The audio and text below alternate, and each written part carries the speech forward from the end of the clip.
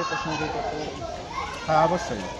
Sir, আমার প্রথম প্রশ্ন থাকছে, আপনি এই ক্লাবে কোন পেশায় নিযুক্ত আছেন, মানে কোন সেক্টরে?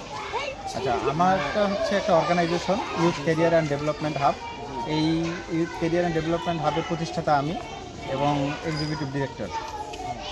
স্যার, আপনার এই ক্লাবে আপনারা কি কাজ করেন?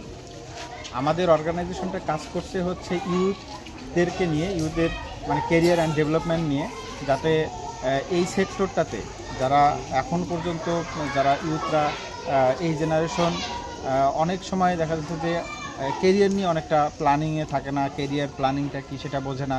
আমরা তাদেরকে কেরিয়ার প্ল্যানিং এবং এই ডেভেলপমেন্ট করছি যাতে ফিউচারটা তাদের ভালো হয়, কর্মসংস্থানের ব্যবস্থা হয় এবং হচ্ছে তার চাকরির জীবনে এবং তার যদি সে উদ্যোক্তা হয় সেই উদ্যোগী জীবনেও যাতে সে সফলতা পায়, সেটা নিয়েই আমরা কাজ করছি আসলে। স্যার, আমার লাস্ট প্রশ্ন থাকছে, স্যার এই পেশায় নিযুক্ত হয়ে কি আপনি খুশি? বর্ণনা করবেন?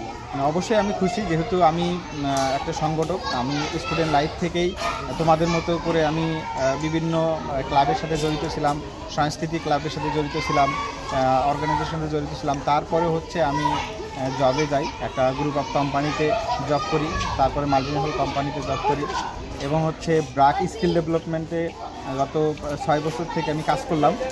এখন নিজে একটা অর্গানাইজেশন দিলাম, কারণ হচ্ছে আমি মন থেকে চাই যে ইউথদেরকে নিয়ে কাজ করতে, যেহেতু আমি খুবই উদ্যোগী এটা নিয়ে, এই জন্য আমি এটা নিয়ে কাজ করতে খুবই আনন্দিত পাই। ধন্যবাদ। তোমাদের ধন্যবাদ, তোমরা ভালো থাকবে।